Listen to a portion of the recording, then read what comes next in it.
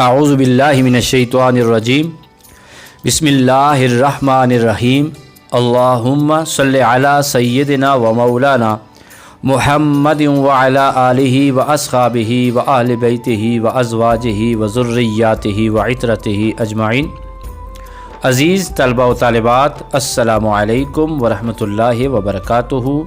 Online दर्स निज़ामी में आप सबको खुशामदीद कहते हैं। मकामात हरीरी दूसरा मकामा यानी अल-मकामतुल हुलवानिया सबक नंबर 14 के साथ आप सब की खिदमत में हाज़िर हैं। अल्लाह ताला हम सब को इल्म की इन राहों पर इस्तिकामत और इखलास की दौलत अता फ़रमाए। आप सब से गुजारिश है कि दुआ किया करें।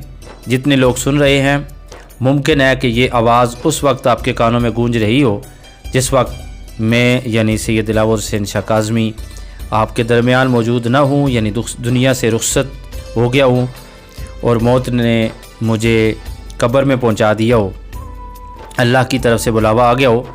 तो उस दौरान अगर मेरी आवाज़ आपके कानों तक पहुँच रही है तो मेरी मग़फ़िरत की दुआ करें।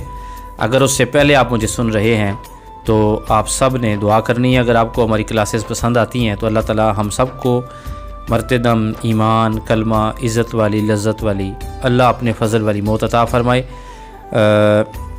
इल्म जो है वो बहुत ही प्यारा रास्ता है। अल्लाह ताला हमें इस रास्ते पर मौत के दम तक चलने की तौफ़ीक़ अता फ़रमाए। पिछली क्लास में हम सब जब क्लास पढ़ रहे थे तो आपसे एक वादा किया था। उस वक्त जब अबू ज़ैद सुरूजी दाखिल होते हैं एक कुतुबखाने में और एक बंदे को देखते हैं तो वो किताब पढ़ रहा था। तो अबू ज़ैद सुरूजी ने उनसे पूछा कि आप कौन सी किताब पढ़ रहे हैं? तो उस शख्स ने कहा था कि मैं अबू उबादा का दीवान पढ़ रहा हूँ। तो वहाँ उसके बाद क्लास ख़त्म हो गई थी और हमने आपसे वादा किया था कि इंशाअल्लाह अगली क्लास में हम आपको मुख्तसर अबू उबादा का तारुफ़ कराएंगे। तो आइए आज अबू उबादा का तारुफ़ और उनके तारुफ़ के अंदर जितनी बातें हम सीख सकते हैं वो सीखने की कोशिश करेंगे। आइए शुरू करते हैं। अबू उबादा मशहूर शायर बुख्तरी की कुनियत है। उनका नाम वलीद बिन उबैदुल्लाह है और अरब के मशहूर कबीला तई से उनका ताल्लुक़ है। 206 हिजरी को हल्ब और फ़रात के दरमियान वाक़े एक बस्ती में पैदा हुए। कबाइल तय में परवान चढ़े, बलीग और सुथरी ज़ुबान पाई। फिर बगदाद आए, वहाँ कबीला तय ही के मशहूर शायर अबू तमाम हबीब बिन औस की खिदमत में रहे। उनकी सोहबत ने अदबी और शायराना सलाहियत को जला बख्शी और उसलूब व बदी की राहों में उन्हीं के नक्श कदम पर सफ़र किया। अबू तमाम ने उनकी अदबी सलाहियत देखकर उनसे कहा था, अंत वल्लाहि या बुनय्या अमीर शुअरा गदन बादी। बेटे, आप मेरे बाद शुअरा के अमीर होंगे, यानी आप मेरे बाद शुअरा के अमीर होंगे। और वाक़ियतन ऐसा ही हुआ। अबू तमाम के बाद बुख्तरी से बढ़कर कोई शायर न था। उनके अखलाक और आदात के मुतालिक अहमद हसन ज़ियाद अपनी शोराए आफाक किताब तारीख़ुल अदब में लिखते हैं।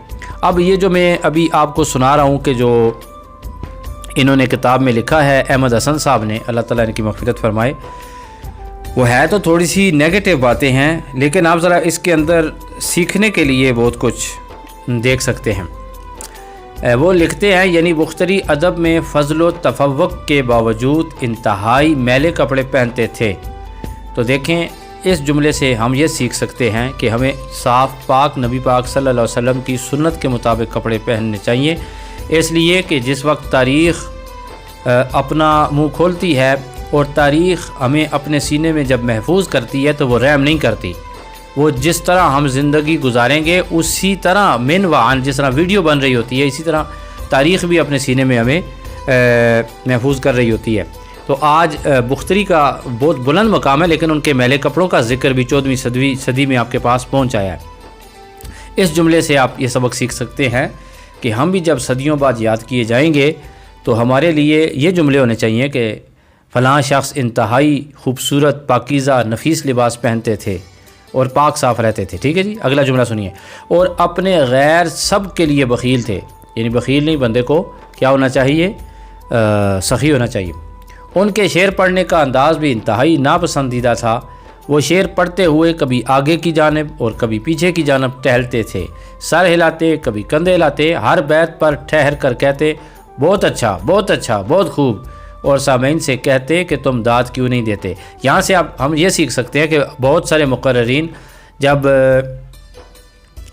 خطبہ دے رہے ہوتے ہیں یا کسی مجلس میں بول رہے ہوتے ہیں, گفتگو کر رہے ہوتے ہیں, خطاب جو ہے وہ فرما رہے ہوتے ہیں, تو وہ حاضرین سے کہتے ہیں, خود ہی کہتے ہیں, اوے سبحان اللہ کہو, وہ کہو نا سبحان اللہ, ذرا پیار سے کہو سبحان اللہ, او یار آنکھو نا سبحان اللہ.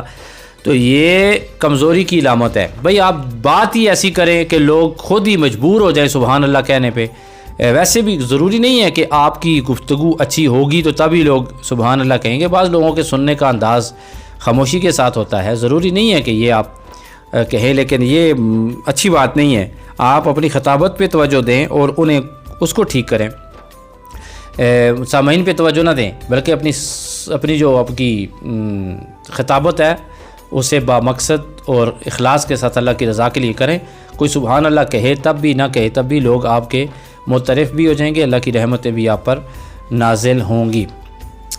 آگے لکھتے ہیں, لیکن ان سب کے باوجود دوسرے باصلاحیت لوگوں کے تفوق کا بھی اعتراف کرتے تھے, یعنی کہ دوسرے لوگوں کی صلاحیتوں کا بھی اعتراف کرتے ہیں. یہ بہت اچھی انسان کے اندر علامت ہے, انسانیت کی, بڑے دماغ کی, بڑے ظرف کی.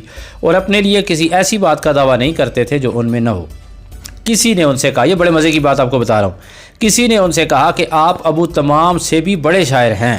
کہنے لگے, ما ینفعنی ھذا القول ولا یضر ابا تمام. آئے ہائے ہائے, کیا مزیدار, کیا فصاحت اور بلاغت میں ڈوبا ہوا اور کمال کا جملہ ہے. اپنے اندر بڑا ہی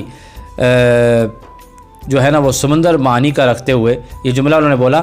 لکھتے ہیں کہ انہوں نے فرمایا کہ یہ قول میرے لیے مفید نہیں. ما ینفعنی ھذا القول, یہ جو تو کہہ رہا ہے نا کہ میں ابو تمام سے بڑا شاعر ہوں, تو یہ میرے لیے مفید نہیں ہے. ولا یضر ابا تمام, اور نہ ہی اس قول سے ابو تمام کو نقصان پہنچ سکتا ہے, نہ ہی وہ اس کے لیے مضر ہے. تو دیکھیں, اپنی تعریف کرنے والوں کو پسند نہیں فرماتے تھے. اپنی تعریف کرنے منہ کے اوپر جب تعریف کی تو ایسا زبردست قسم کا جو جواب دیا. تو بعض لوگ جو ہیں وہ تھوڑی سی ان کی تعریف کرتے ہیں تو وہ پھولے نہیں سماتے. یہ بھی ایک بیماری ہے کہ وہ چاہتے ہیں کہ تقریر کرنے کے بعد, پڑھانے کے بعد, کسی کا سیشن کرنے کے بعد ان کے دل میں یہ ہوتا ہے کہ لوگ میری تعریف کریں. وہ بھوک انہیں محسوس ہوتی ہے. آپ جب بھی جائیں, پڑھائیں, جو بھی کریں, جو آپ کی تعریف کرے تو اس کو اللہ کی طرف منسوب کر دینا چاہیے. بڑے مزے کا جواب دیا جی, کمال ہے جی. اللہ تعالیٰ نے ان کو کتنی صلاحیت دی تھی. ما ینفعنی ھذا القول ولا یضر ابا تمام, اس قول نے میرے لیے کوئی فائدہ نہیں دیا اور ابو تمام کے لیے کوئی نقصان نہیں دیا. آگے کہا, نسیمی یرکد عند ہوائہ وارضی تنحفظ عند سمائہ. میری باز نسیم اس کی ہوا کے وقت رک جاتی ہے اور میری زمین اس کے آسمان کے مقابلے میں بڑی پست معلوم ہوتی ہے. یعنی اپنے استاد کا ہمیشہ انسان ادب ملوز خاطر رکھے, اور انہوں نے اپنے استاد کے مقابلے میں اپنی تعریف پسند نہیں کی. لوگ تو استادوں کی ٹانگیں کھینچتے ہیں, لیکن ان کے جو کمال کا آج تک جو ان کا نام زندہ ہے, یہی معلوم ہوتا ہے کہ انہوں نے اپنے استاد کی عزت کی ہے اور دل سے کی ہے. ٹھیک ہے جی, تو تب اللہ نے ان کو اتنا بڑا مقام عطا فرمایا ہے. سریشی نے لکھا ہے کہ کسی نے ان سے پوچھا کہ آپ بڑے شاعر ہیں یا ابو تمام. کہنے لگے, جیدہ خیر من جیدی وردی خیر من ردیہ. ان کا اچھا شعر میرے اچھے شعر سے بہتر ہے. کیا کمال ہے جناب, کمال ہے جناب, کمال ہے. اور کہا, میرا خراب ان کے خراب کہتے ہیں, اور میرا خراب شعر ان کے خراب شعر سے بہتر ہے. میرا خراب شعر ان کے خراب شعر سے بہتر ہے. یعنی کہ میرا جو خراب شعر ہے نا تو وہ ان سے خراب ہے. یعنی کہ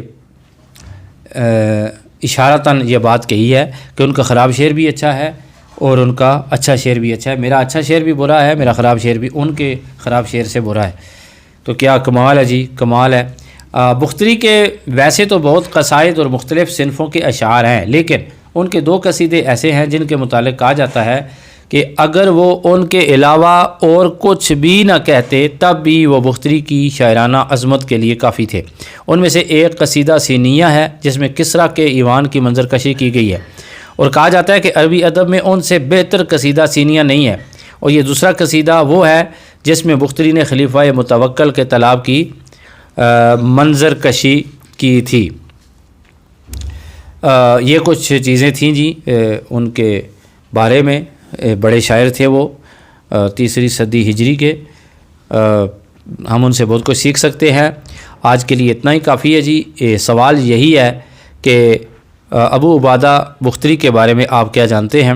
تو اس کے بارے میں جو آج کہا ہے تو یہ تمام طالب علم جتنے بھی ہیں، میری بچیاں ہیں یا میرے بیٹے ہیں، میرے بھائی ہیں یا میری بہنیں ہیں، میرے بزرگ ہیں یا میری بزرگ مائیں ہیں، ان سب کی خدمت میں گزارش ہے کہ وہ اس تمام سبق کو ذہن میں رکھیں اور اس سوال کے جواب میں لکھیں بھی، اور جب بھی آپ کو ضرورت پڑے تو اس کو بولیں بھی اور دوسروں تک بھی پہنچائیں۔